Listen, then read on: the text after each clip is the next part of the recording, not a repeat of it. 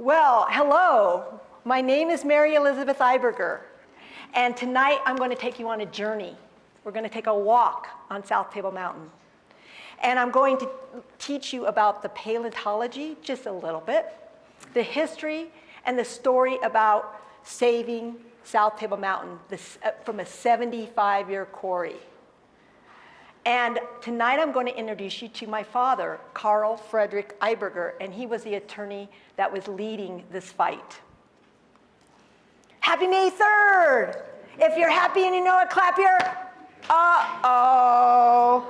T-Rex arms are just a little short, and he can't do it, but we tried. Let's go back 66 million years ago. Just up by White Ranch, by the Ralston Dike, was a fissure vent volcano.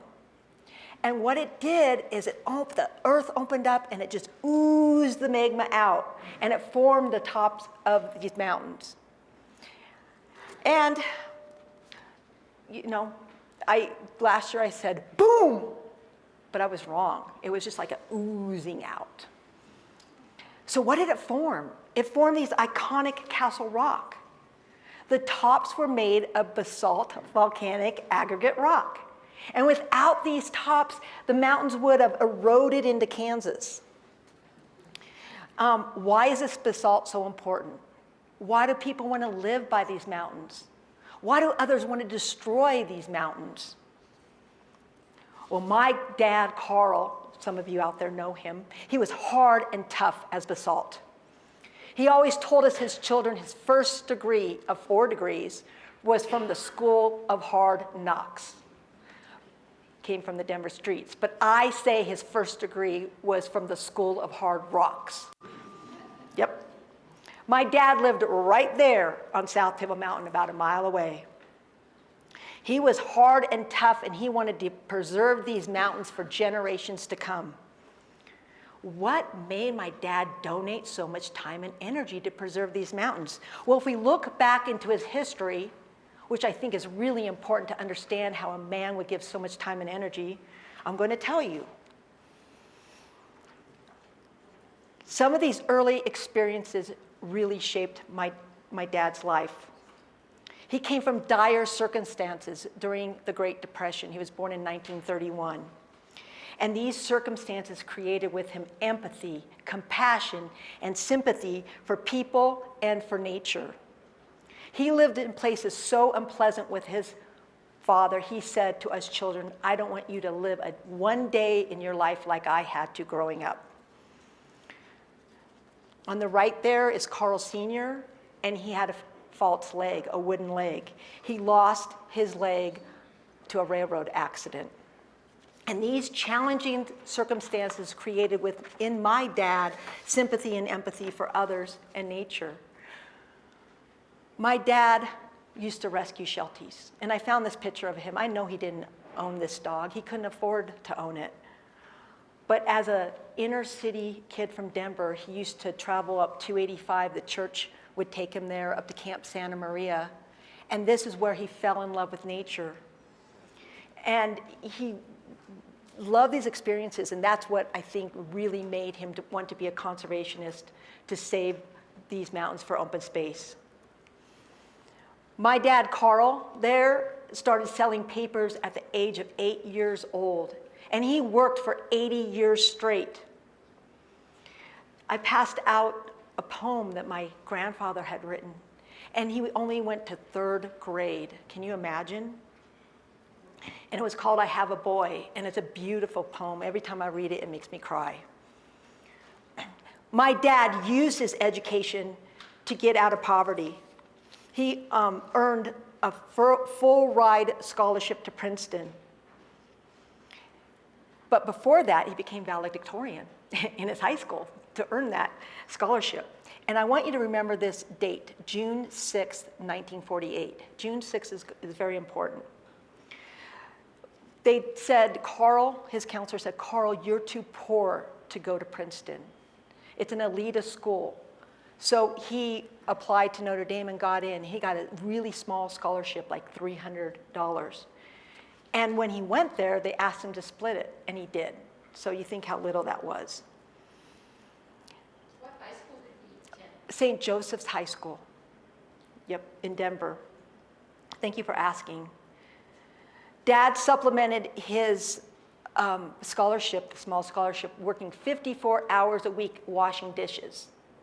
And I asked him, Dad, how did you do it all? School, washing dishes, everything. And he said, well, I used to do chemistry problems in my head. Why don't you try it? I guess he just wanted me to get there to wash the dishes. I don't know, probably. That was more than a full-time job, right? I mean, washing dishes. The motto for Notre Dame is God, country, Notre Dame. And there you see the church steeple for God, the country, the flag, and the dome for Notre Dame. And my dad learned great ethics by serving others there. After he received his BS in chemistry and physical sciences, he graduating first in his class then, he had attended Notre Dame Law School. He was editor of the Law Review. He graduated in 2 years instead of 3 from law school. Who does that? He told me this story. He said, Mary, he was funny. He's like, I went up to Michigan and I took the bar exam, and the proctor called me over and said, come here, Carl. And my dad went, am I in trouble? He said, what do you want, sir? And he said, well, have you graduated Notre Dame Law School to take this exam? And he said, no. And so he actually ended up passing that bar exam and was a lawyer in Michigan even before he graduated Notre Dame. It's hard to follow in his shoes. But that's a good-looking picture, right? Do I look like him? Anyway, this is a story, and a reporter had written about my grandfather and my dad. They had grown up in the Barclay Apartments in downtrodden Denver. And a lot of juvenile delinquents had grown up there. But my dad had surpassed that. And my grandfather was so proud of him. And my grandfather said, it's not where you live, but how you live that's important. And that's what he told that reporter in this article. My grandfather served the people down in Denver. He served those people living in those apartments. He was very helpful and kind. And Martin Luther King said, everyone can be great because anybody can serve. You too can be great. You might not think you're great, but I do because you're here. But you can serve. How can you serve? You can use your talents to serve. My dad's dad was so proud of him that he had risen above the environment, and he had graduated first in his class from law school, again, June 6th, and that was in 1954. The Notre Dame Irishmen, that's what my dad was. They were always known to be fighters. But you know what? With a name like Eiberger, we were German. So, Irishman, German. My dad got the Lifetime Achievement Award in 2008. From Notre Dame, he had been on the law board for 55 years. He helped to develop scholarships. He was the top 1% of the 6 million attorneys at the time for 50 years for his legal abilities and ethics. So, there with the law degree, my dad went into the Korean War. So what do you think they made him? A medic in a MASH unit. Brilliant. But anyway, they finally realized how smart he was. So he helped exonerate the soldiers that were convicted of treason for false reasons. And he was helping in the JAG unit. So they used his brilliant skills. Well, after the war, my mom met my dad. They were dancing, and my dad moved back to Denver, and my mom's name was Marguerite. And in 1958, they built one of the first homes in Applewood, right here below South Table Mountain. And I wanted to tell you about my mom, too. I've told April about my mom. She made a difference. She taught in schools. She sold real estate. She taught neighborhood kids piano, like Nelson Scott. She donated 35 years to playing the church organ at St. Joseph's Church in Golden. My mom used her talents to serve. My mom invented 2 educational games. No, I'm not trying to sell them to you. But my mom sold them nationwide, and then she donated the extra one to the local schools. So she, too, was great. She served her local community and gave her gifts and talents away. While Dad worked late into the night and always on the weekends, donating his time, Mom took care of us 4 kids. Can you imagine 4 kids under 6 years old? I couldn't. There's Eileen in the back, my brother Carl, there's me on my dad's lap, and there's baby Jimmy on my mom's lap. The Monsignor at Golden said, kids, I want you to remember this. I want you to say it. He said, the M on mines does not stand for mines, the M, right? Nope, it stands, you say it, my mother Marguerite's magnificent, marvelous mountain. And my mom was marvelous. She overlooked South Table Mountain. Think about that. All right, my mom was a pioneer, just like my dad. She was a maverick. She was great. She led the way for women. She was one of the first 3 women to graduate Regis College, now Regis University. Mom was smart. She was good looking. Again, dancing. Before Mom met Dad, she had 8 other gentlemen asking to marry her. However, the fighting Notre Dame Irishman won there too. Woo! Way to go, Dad. Yeah. Our family continued to settle in to Applewood. On the picture on the right there is my brother Carl in the back. Then it's Jimmy in the way front, and then myself. And for 50 years, I have hiked, ran, biked South Table Mountain. And I even used to swim here at Rolling Hills with my dad. My dad would look out on his porch towards South Table Mountain and say, this is God's country. He loved the sunsets, and he was a native. Dad ran a successful law firm where he practiced several areas of corporate litigation. Even with his demanding law practice, he still found time, 33 years, pro bono work, to work as Pleasant View's attorney. And he was the founder of Applewood Park there, and he built 11 parks in Golden. He founded Applewood Park, and he helped to build Applewood Athletic Club. And then at night, when he had some time, he would go with my mom to the symphony. And they would dress up. Oh my God, they looked so good. It was like, yeah. And they were having troubles with the labor union and all that. So my dad contributed about $900,000 to the Denver Symphony. He just kept giving. He came from such poor environment, and he was so thankful for everything he had. So I got my dad away. I said, Dad, let's go hiking. Let's look at the wildflowers. I love wildflowers. He loves wildflowers. And he says, what do I wear? You know, we had to start at 2 in the morning for Long's Peak. And I wore my polypropylene, and I showed him, I dressed up. And he said, is that what you're wearing? I was like, yeah, Dad, just dress like me. And he did. He showed up. Isn't that cute? He's a little mini me. Somebody told me tonight I look like a mini Marguerite, but I probably do. Her favorite color was blue. So my dad, on the hike, I said, Dad, what do you do besides helping people? What's your other hobby? And I couldn't get any other answer, but how do I help my fellow friends, neighbors, and community? He was always helping. And this reminds me of something Martin Luther King said once.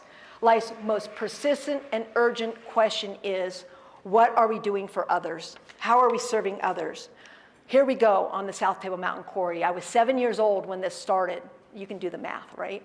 I was 7 years old when this started, and I inherited 17 boxes of legal work. Julie helped me transport a lot of them. Thank you, Julie.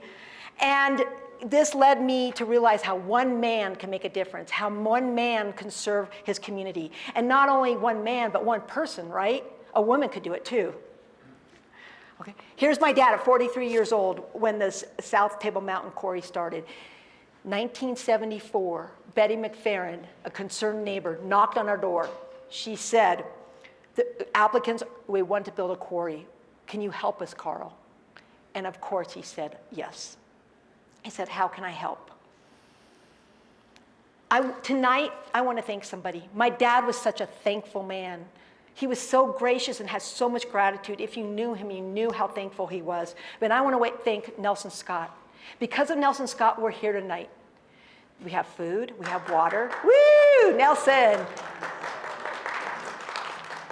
I grew up with Nelson Scott, just down the street here a bit, and we used to jump on trampolines. He's been a friend for umpteen years. I'm not going to tell you how you figure out my age. So I'm going to have my dad tell you the story. He's here tonight. He's here in audio, And he is here. I invited him here. I said, Dad, I want you to tell the story of how this started. So I'm going to let him tell you in his own words. I was going to talk about the South Table Mountain Park. You know, I did this all in one day. It's all from memory, not looking at anything. Primarily me for the kids, but also I thought that maybe we could make a story out of South Table Mountain, which has never really been told. First of all, I figured out I put the names into an appendix and they'll be on a yellow sheet that you're getting. So an introduction, you just say appendix and say, we hesitate to begin naming the many thousands of people that helped us in this 25-year endeavor. We'll list some of the main people involved over the period of time, and if somebody reading this thinks that they should be listed and have it, everybody was important. Everybody was an important cog in the fight, and we appreciate everything that everybody did, named or otherwise. And they should have that personal satisfaction themselves, especially when we mention organizations like the APOA and AVA board and people connected with it. Okay, so up at the top right there, Don Parker. Don Parker is quoted in the Denver Post years and years ago. He said we wouldn't have a South Table Mountain if it weren't for Carl Eiberger. Imagine blasting right now. I'm trying to talk to you and there's blasting up there. So I'm going to have my dad tell you about the litigation. Here's South Table Mountain. Now, there's another, let's call it South Table Mountain litigation. What was the case about? The owners of the property, Coors and the Bradley Quaintance family, had about 2,000 acres on the top of the South Table Mountain, and they wanted to have a quarry. It was not a gravel quarry, but it was an aggregate quarry because the top of the Table Mountains are lava rock from the volcano of 63 million years ago. They're very tough. They adhere to cement very well and make fine concrete. Bradley wanted to use them in the DIA runways as DIA was being built because of their toughness and longevity. He even brought in a piece of concrete from 17th Street in downtown Denver to show how tough and good it was. The quarry would be a mile wide by a mile wide and 175 feet deep, which is the depth of the lava sitting on sedimentary rock. It was located directly west of Rolling Hills Golf Course and Country Club itself. There would be conveyor belts which would convey the rock down to the bottom along 32nd Avenue, where there would be some secondary crushing. There would already be some primary crushing to make smaller rocks on top of the mountain. And then in the conveyor belts down to trucks. Question how many trucks would take it to wherever it would go later in any kind of product. But that was one of the major problems. Okay, so my dad said 63 million years ago. He was correct. I say 66 million years ago, and I'm correct. The data has changed. My dad recorded this in 2015, and so he was correct. And in 2018, they've come out with new data that says it's 66 million years ago. So we're both correct as far as the timeline. And I wasn't there, but I'm just taking their word for it. Anyway, so the quarry would have been behind here. I'm going to show you another picture, but behind here would have been the conveyor belt coming off onto 32nd Avenue. And it was going to be 7,000 feet long. So a mile is 5,280. So it was going to be longer than a mile long. And it was going to be down here to 32nd Avenue. We're right over here. And a mile long by a mile wide. And the mountain here is about 3 miles long. So a third of the mountain would have been quarried. Can you imagine? And so this was, you know, like I said, this was the actual picture that they, for their proposal. Okay, and now I'm going to let my dad continue on the story. The opponents very simply were not environmentalists, but were concerned citizens. They basically said that this was the wrong thing at the wrong time. 110 years before, there had been some quarrying, but now the mountains are completely surrounded by citizens, the cities, towns, districts, and it is just not safe for a variety of reasons to have this quarrying. Some of the major items involved, of course, were the fact that this is basically just a rezoning case before the county commissioners. That is to say, in the central Jefferson County plans, the tops of the mountains were generally noted as being open space and recreational in use. What this rezoning case would do would change it into either commercial or industrial so that there could be the mining. There was very much involved as to the legality of these changes. Was the highest and best use of the mountain. There were many zoning and legal questions that had to be explored by the parties. Okay, my dad had mentioned about the quarries, and this is just a few of them for lack of time, we could go on. In 1900, some of the first quarries just east of the Castle Rock, and in 1901, there were some more basalt quarries.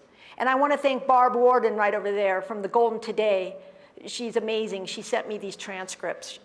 So thank you, Barb. And some more of the quarries. I thought this was really funny the way they worded it back then. It said, Golden's basalt will be exploited. You think? Anyway, so back in 1917, they wanted to take this rock and take it down the funicular. But this never happened. However, in 1936, right up here, they did do quarrying on the east side, kind of near Carl's Point. If I don't show you, remind me to show you when I show you the map. So thank you again, Barb, for showing us this. So my dad had a shirt from the 70s, and it said, "We don't want it. Stop the South Table Mountain quarries. The Citizens Coalition to preserve it."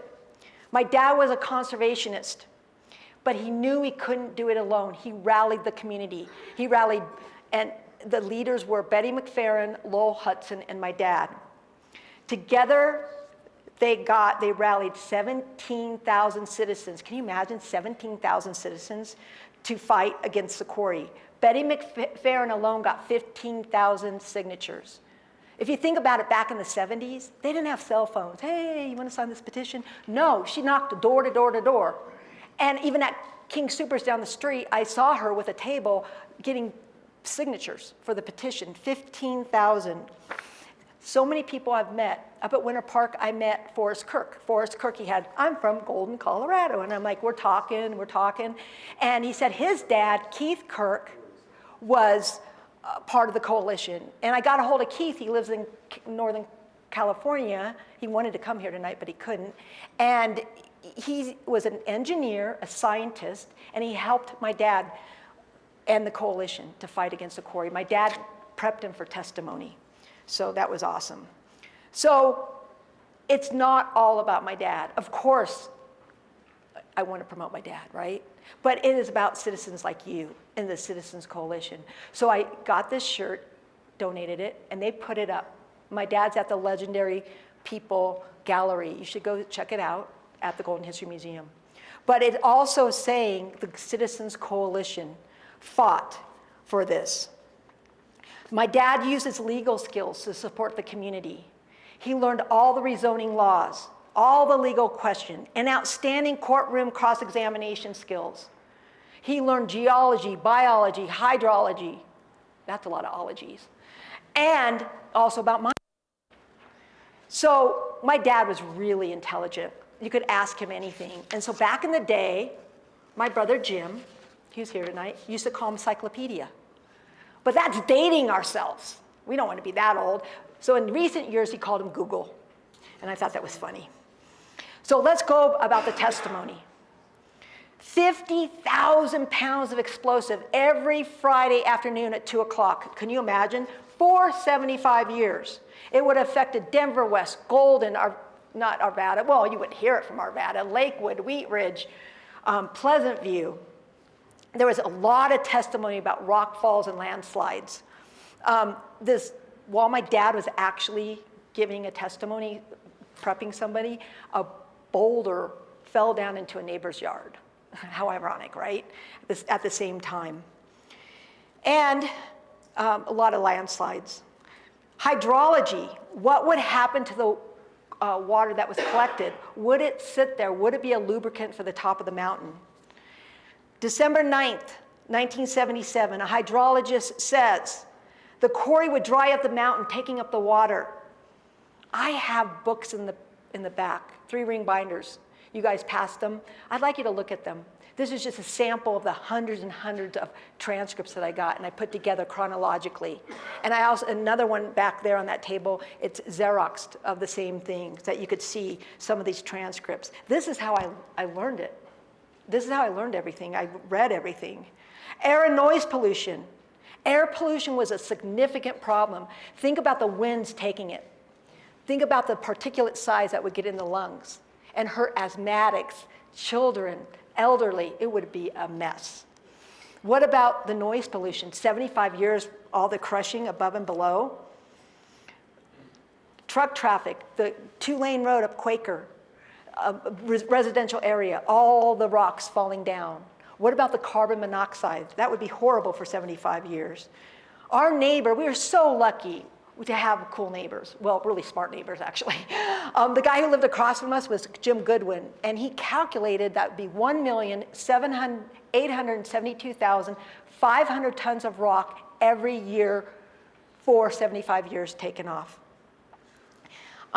There was a doctor who testified. There's a deposition from the other side. He said, oh, I could do surgery 3 miles away from the blasting. But when he was supposed to come in, he never showed. But I want to be cross-examined by my father either. He always won. So that guy was actually smart. So 2 million tons of rock. I teach math, so I'm going to round it up. 2 million tons of rock, 75 years, 150 million tons of rock could fill a stadium 25 times. How do I know that? Because they said it. Bradley Rock Quarry could fill the stadium 25 times. There was a lot of testimony about gravel rock, but this is aggregate rock. So the opposition, a lot of papers about the opposition being heard. People were worried about their homes, the noise, the dust, everything I've talked about. And there was a paper on this. What about our little friends, the little animals? The snakes, where would they go? When we were building our house down the street here, a snake was in the basement, a rattlesnake. But we let it go back up. We didn't kill it. We weren't like that. We let it go back up the mountain. Where would they go? They wouldn't want to be up there with the blasting. They'd come into your homes, I guarantee it. So now I'm going to let my dad tell you about the history of South Table Mountain. I got this photograph. It was a postcard from an antique store, and I just love it. In Golden, so I'll let my dad tell you. There were other considerations of the history of the area and trying to preserve this. The Denver Post called these mountains the gateway to the Rockies, and they certainly were and should be preserved. The background has showed that there one time were wild herds of horses on top, and later domestic herds of horses. There were all kinds of deer, fox, coyote, and other natural wildlife. There was a sacred Indian ground on the mountain, and in the 20s had been used by the Ku Klux Klan to burn crosses over Golden and over the eastern Applewood area. Another aspect was the aesthetic view of the mountain, that these were special. They had been preserved by nature all these 63 million years, and that any building along the sides, for example on the conveying belts, should be prohibited, and certainly buildings should not be allowed too high up the mountain. There was a major consideration with regard to what was then Seri.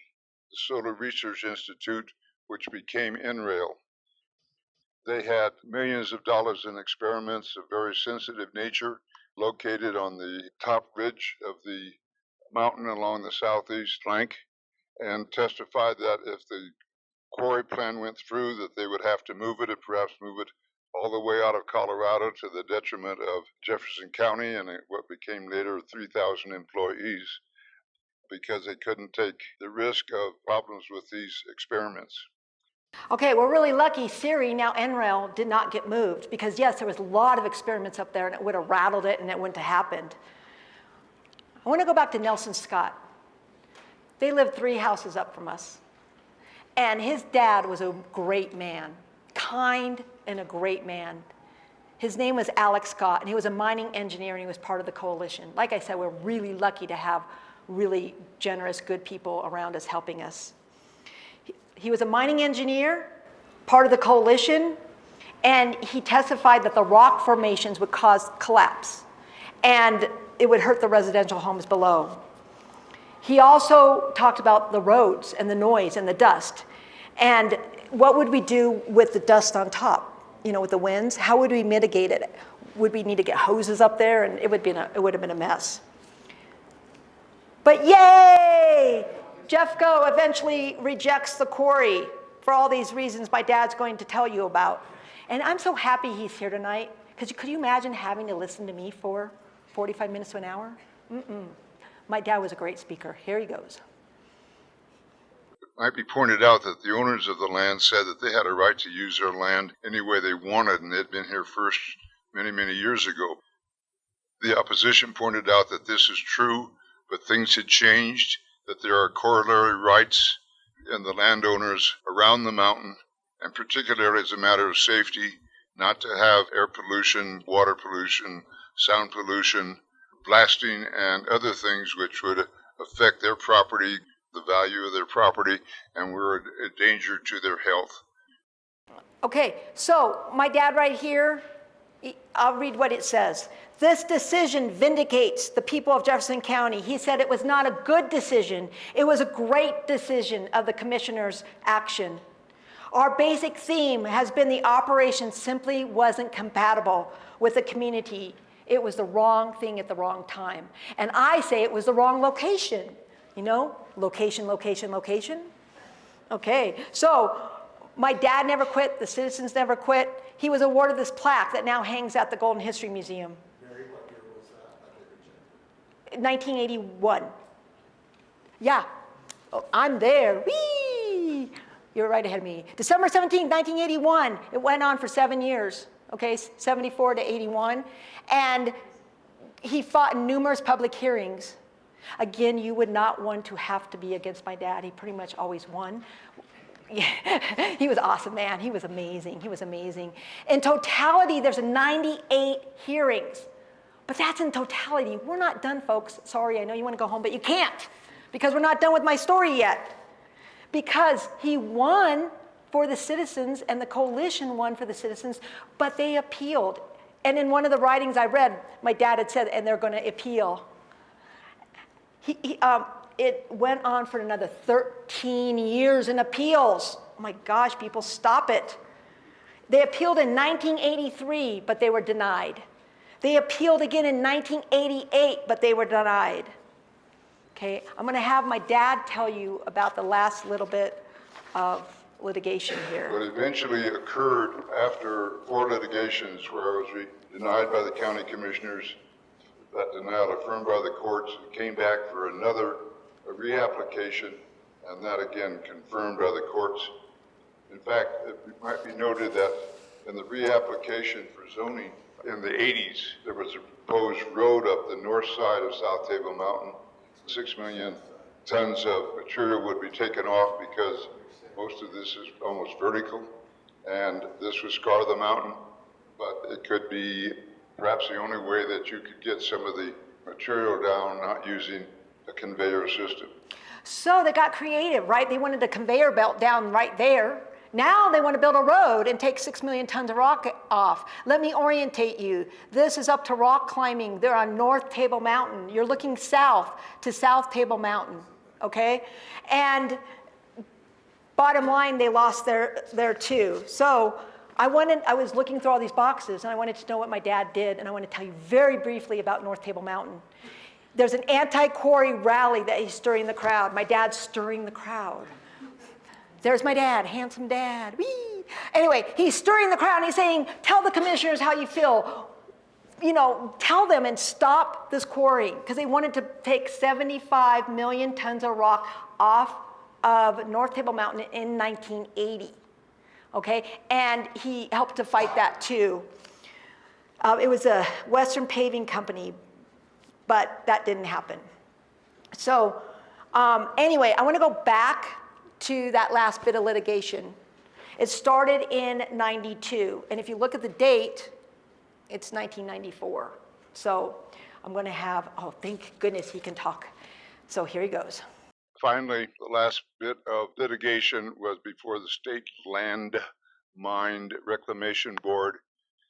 They did not have good plans for reclamation, and in fact, generally just leave it as a big scar on the mountain, which could be seen from Lookout Mountain and many other areas which look down on the top of the mountain. Okay, so they actually used this picture, Brigham City, Utah mine, in some of the first litigations in the 70s. And see, no reclamation. It's not like you have a hanging garden here. Oh, let's put some plants. No, it's a pit, people. It looks awful. Can you imagine hiking along? Whee! Okay, no. Anyway, I want to go back to this picture. So I actually have, you know, one of the thousands of transcripts. And 1994, this started in 1974, and they didn't have good plans for reclamation. And the reason they said this wouldn't work this time is because there's radium, which occurs naturally in volcanic rock, that would seep in and contaminate the water.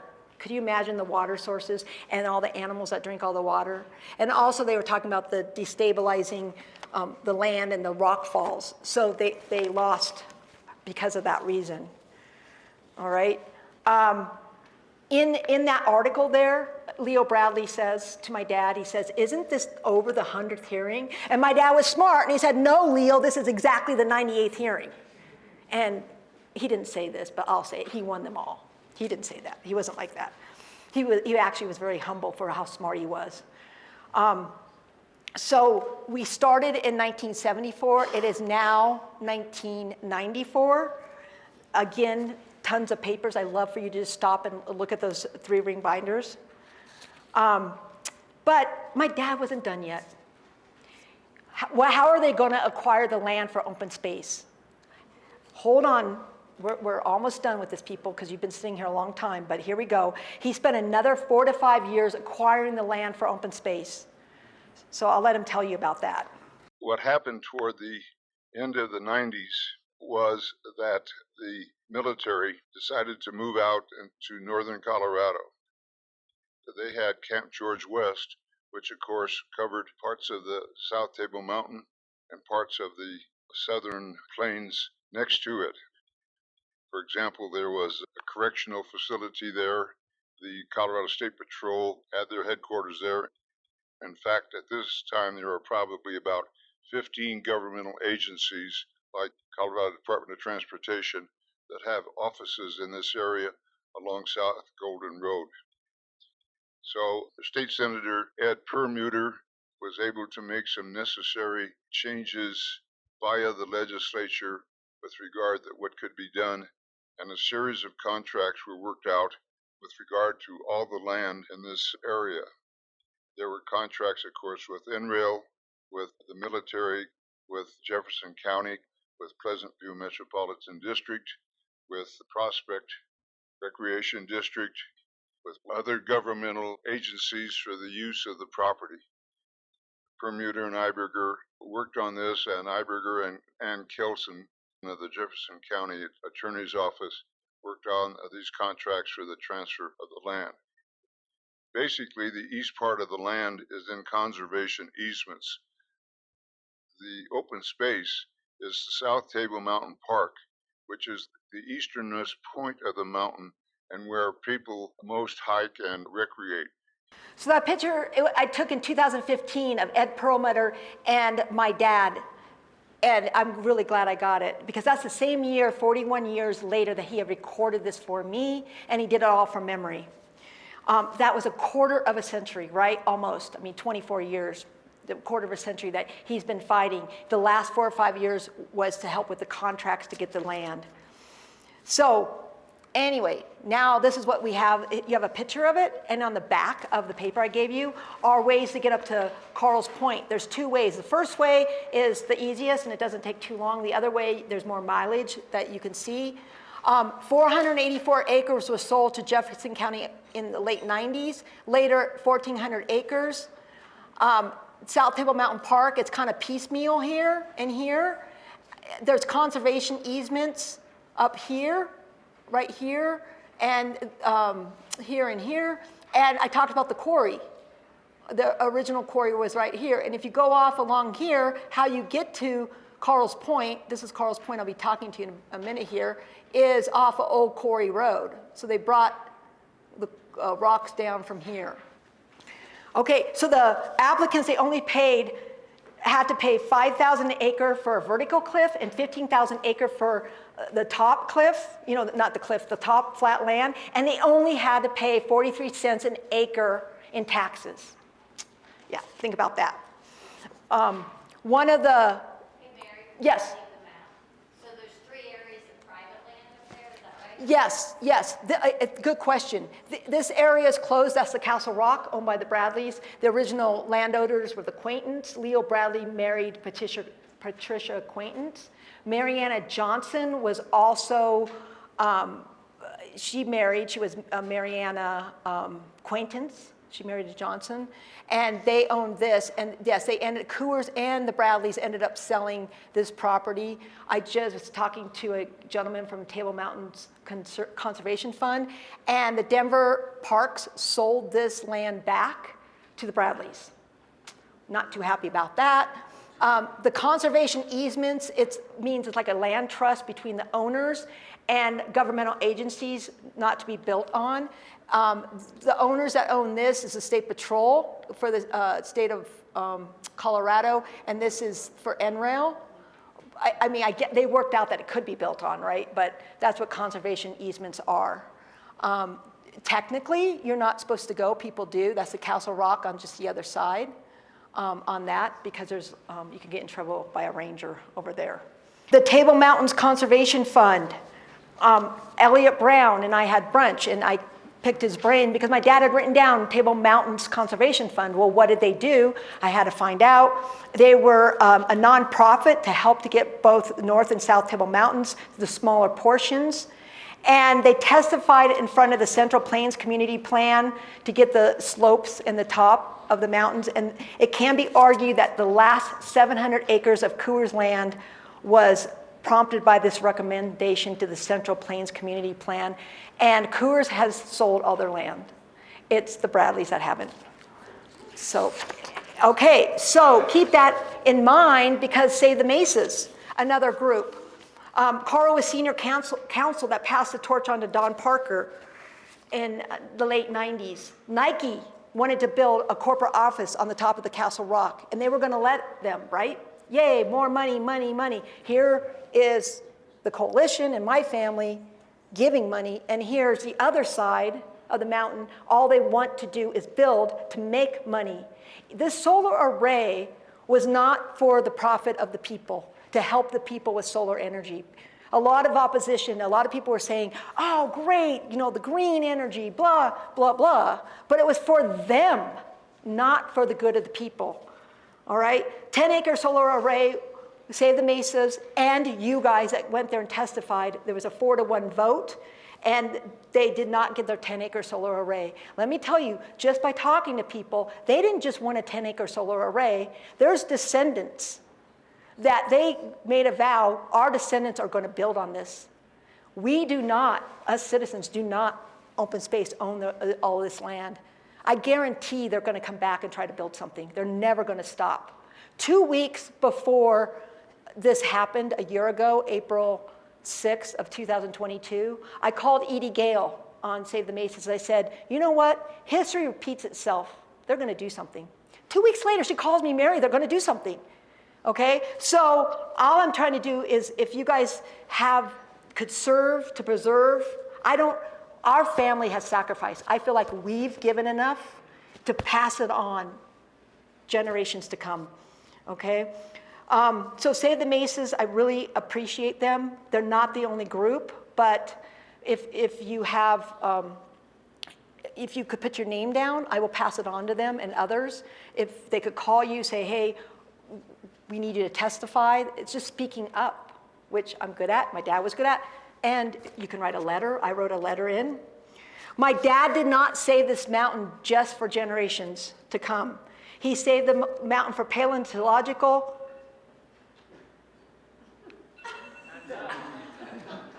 I turned off mine. Sounds like mine.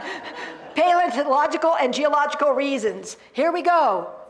Tyrannosaurus rex, you dinosaur buffs here. He's the king of the tyrant lizards. He lived during the Cretaceous period, 68 to 66 million years ago. He had serrated teeth. Let me show you. He had serrated teeth, and they were about 8 inches long in the front. And look, he's missing one. They're the size of small bananas. Oh, there's T-Rex again. Have you ever taken a friend out to dinner and they can't reach their wallet when the check comes? I've had a friend like that. Okay, no names mentioned, please, because they were going to see this. But yeah, short arms. Actually, the reason they had short arms was because when the prey came in, they could like stab them, like the prey. So they actually were very functional because their head was so big. All right. It's theorized that an asteroid hit 66 million years ago, causing the mass extinction of the dinosaurs. This happened in the Yucatan Peninsula, what is now known as Chicxulub Crater. I want to take you full circle because I want to take you and come from where we started. 66 million years ago, remember that fissure vent volcano that made the tops of the mountains? Well, the volcano solidified and compacted the fossilized dinosaur bones. And tooth, remember that, missing the back tooth?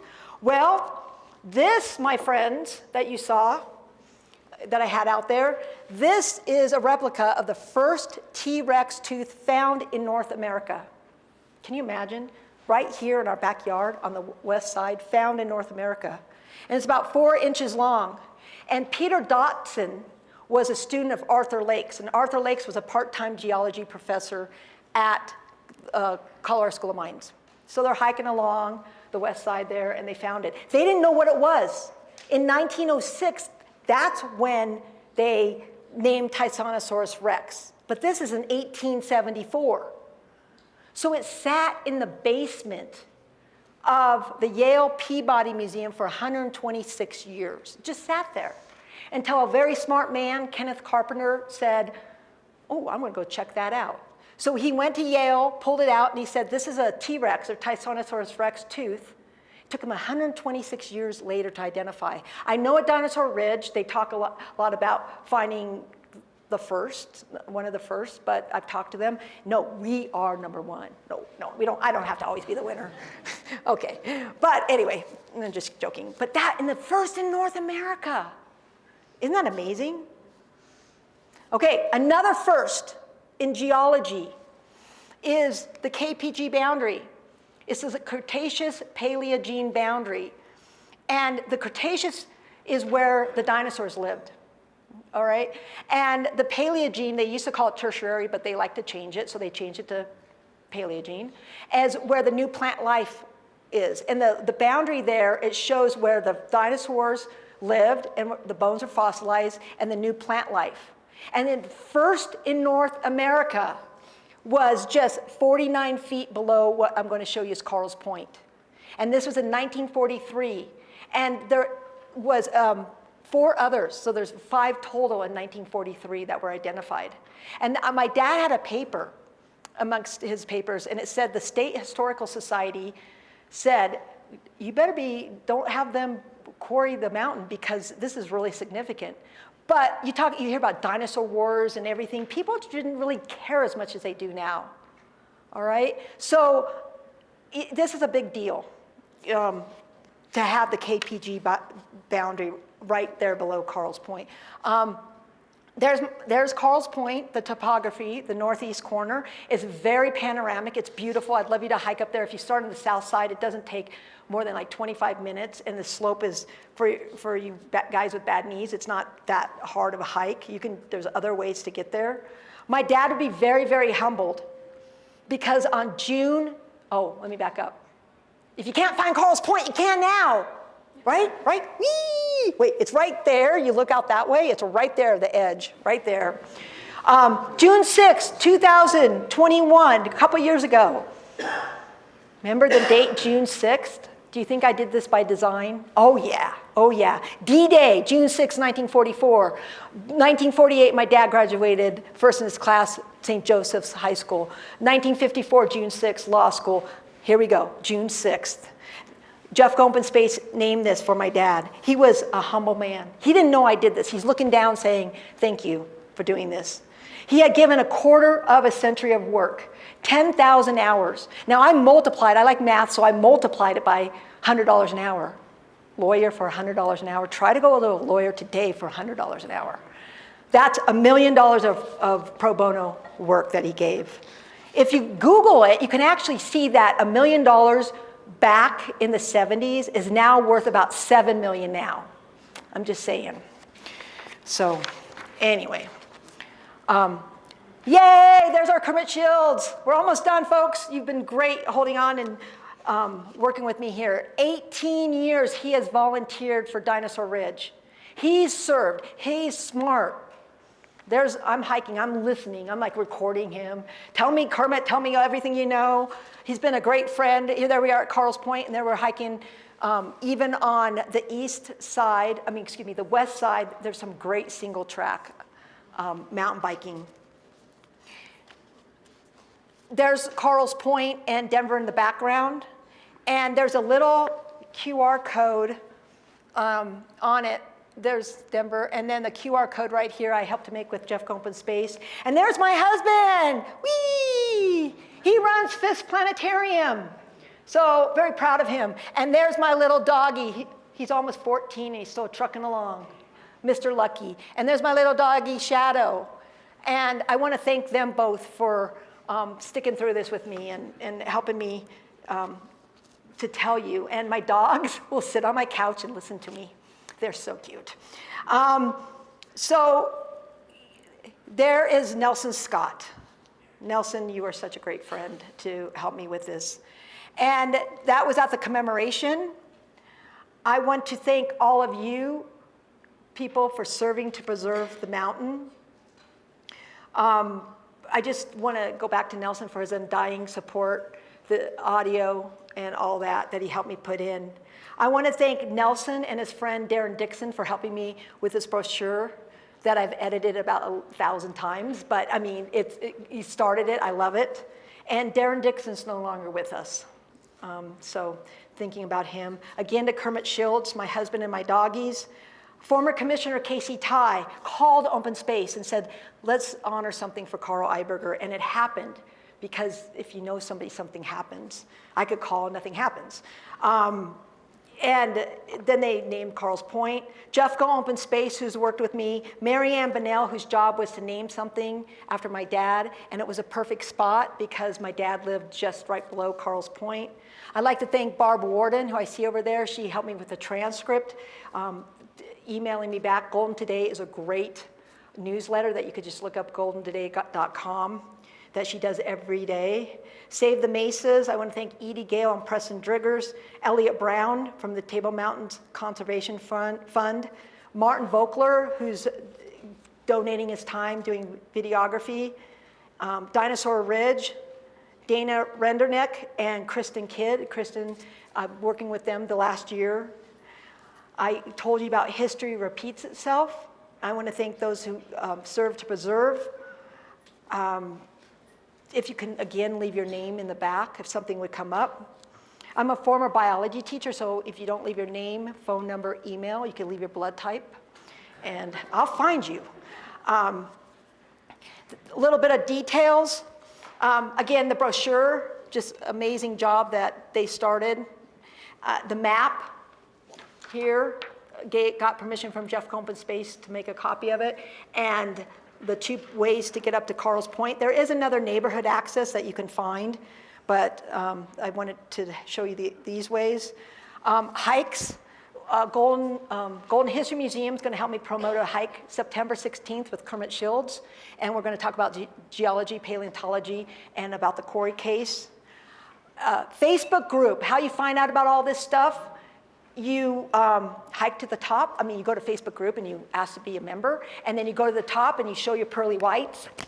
And just like my dog, look with his tongue, he's like, hey, Mom. And when you're up there, so you post your picture, but when you're up there, look up and say, thank you, Carl, thank you, Coalition, thank you to the people that served to preserve. My dad lived an amazing life. He used his talents to keep serving. I ask you, what talents do you have? My friend Jessie Krebs, she's a survivalist, and she has talents, and she's helped people out in the woods and to survive, talents. My brother Jim is a ski instructor, and he volunteers, how many years now? 15?